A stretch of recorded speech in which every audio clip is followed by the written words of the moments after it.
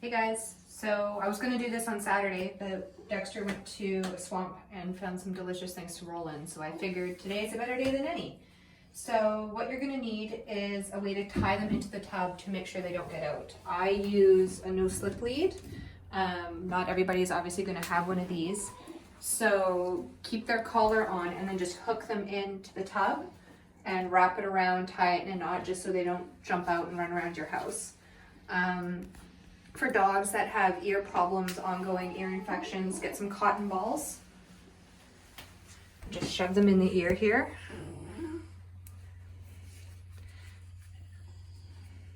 Poor tags. And then if you're really paranoid, like if your dog can't get anything in their ear, you can cut up an old sock, just the ankle piece here, and just use it as a headband to pin the ears down.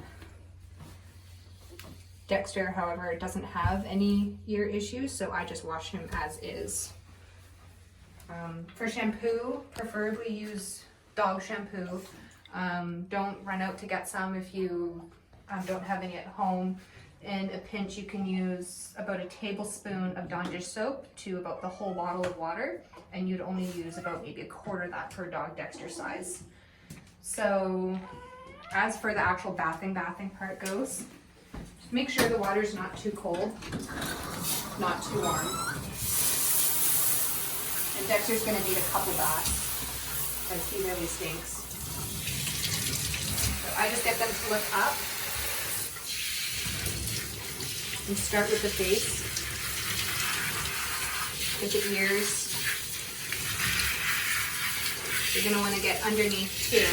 Hopefully you have one of these. If you don't, you can just use a bucket of water.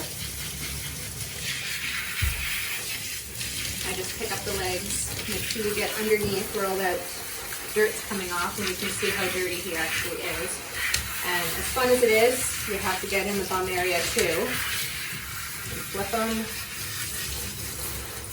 Same thing. Get the legs. Get the torso. You just kind of work around in a circle.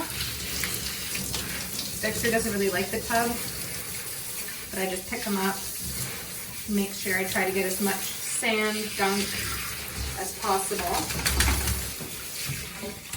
One thing I forgot to mention is if your dog has any mats on them whatsoever, you don't want to bath them first because the bath will make the mats even tighter. You see I'm just getting it all over him, and I didn't even use that much. It does lather quite nice. The dish soap should be unscented.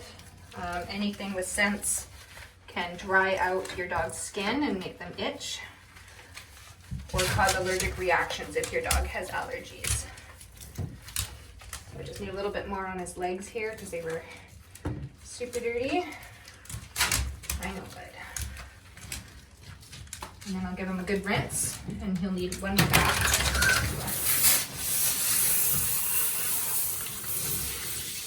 Then start with the face, hold the ear. I have ear drying solution, so I'm never too worried about getting water in Dexter's ears, because I'll just use that after. How dirty you are, buddy. And he was just bathed on Saturday.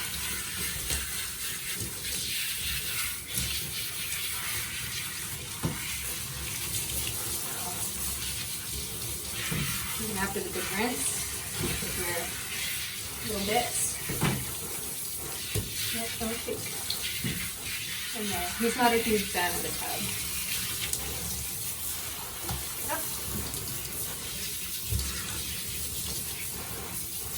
And because he can't smell what he smells like, I'm still gonna do one more little wash around his neck area. Just because he did find something likely dead that he rolled in.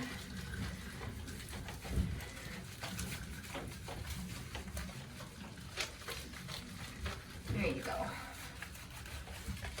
Okay. You still want to avoid the eyes if you're not using a tear-free puppy shampoo, because that'll sting.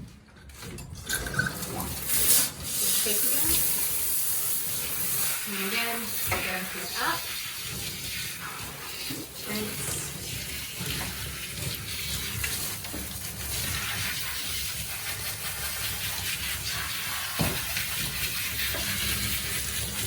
I guess it's a bad time to mention you want to make sure you have a towel close by. I'm not a fan of leaving the dog sitting in the tub even to go grab something, but sometimes it happens. They tend to get more stressed out than normal, especially if they don't like the bath. Wear something waterproof if you got a bigger dog.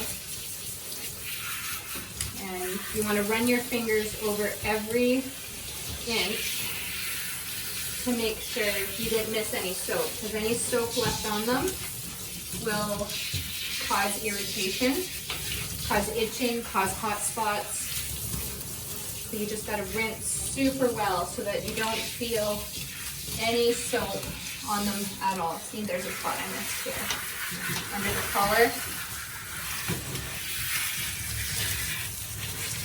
And make sure you get in between the pads, because the soap likes to accumulate in there from them standing in the tub. You can push on one pad and they tend to open up a little bit. Kind of good. Almost done. And just make sure no white dirt is coming off. I don't think you're going to need a third bath, but nope. We are good. After the bath, I like to give them a little, try to squeeze out as much water as I can. And then it also gives you a good opportunity to feel if you missed any soap, because it's easier to just rinse them again than it is to dry them, which will be next. Then I let it shake. Cover them in the towel first, and then unclip them. And that's how I bath a dog. And now we'll be drying. Okay. All right, now that they're bathed, I'm assuming most of you don't have a velocity dryer or dog hair fluffer at home. So I just grabbed my handy dandy hair dryer. Two tools you are going to need to properly dry the dog. Everyone should know what a slicker brush is. So these are the little pin and needle brushes. And then a greyhound comb, which is just a little comb to make sure your dog's thoroughly brushed out before you start using clippers on them. Dexter hates blow drying, but he loves this blow dryer. So this should be kind of fun. I'm not going to video the whole process of me drying Dexter, just give some tips and tricks, because drying your dog can take this way anywhere from 5 minutes to 30. So you want to make sure that there's no dampness on them before you start taking those clippers to them. So he just loves. So one thing I should mention is you can use warm air on this. If you have the cool air function, it's a little bit better, but it takes longer. But you just have to keep moving. You need it a certain way away, and you need to have your hand in the area you're working on to make sure it's not getting too hot. So you just start wherever they're letting you start. He doesn't like his face being done, so I'll just start over here. He doesn't need to be tied up, but I guess you could tie them to an end table or a coffee table if you want. If your dog especially doesn't like the dryer, I wouldn't be putting them on a table for this. This is something that can be done safely on the floor. The slicker brush breaks up the wet hair, so it's easier. So it's easier to make sure that all the hair is getting dry, and it does go a little faster. The greyhound comb, again, you're going to want to make sure there's no mats. Come over here. If there's no mats coming through, come here. Dexter's pretty good because he got bath last week, so he doesn't have any mats. Sometimes the bathing process can cause them if you're scrubbing too hard, but otherwise, just blow dry. I don't get too much on the face because they mostly tend to not like it. But again, you just want to keep the hair dryer moving so you're not in the same spot for very long, and just keep going over the whole body.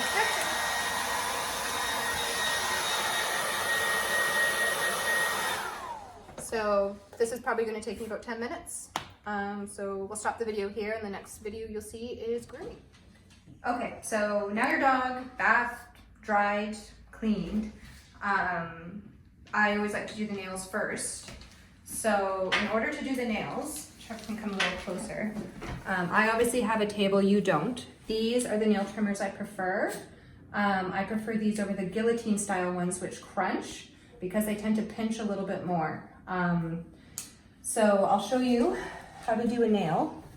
Dexter's not a huge fan of it, so you'll enjoy watching me wrestle him too. So I just do little snippets, I know bud, at a time, until you see a little dot that tells you to stop. So his nails are generally in pretty good shape, but he has been kind of neglected right now. So you can see I got kind of close there. You can kind of see the dot. That's when you stop. Any closer than that, and you will hit the quick. I know, bud. And then don't forget the dew claws. So you repeat this, obviously 4 times. This is kind of my preferred hold, because you can really manipulate the paws and pull the hair back if you have to. If you quick your dog, there's a product called Quick Stop. That's what I use. But if you don't have that, cornstarch works just as well to stop the bleeding.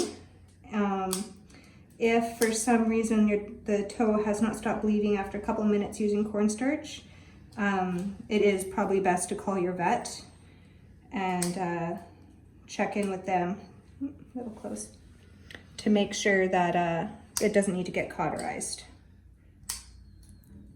And done. Some dogs get dew claws on the back. I know quite a few clients have them there. Dexter does not.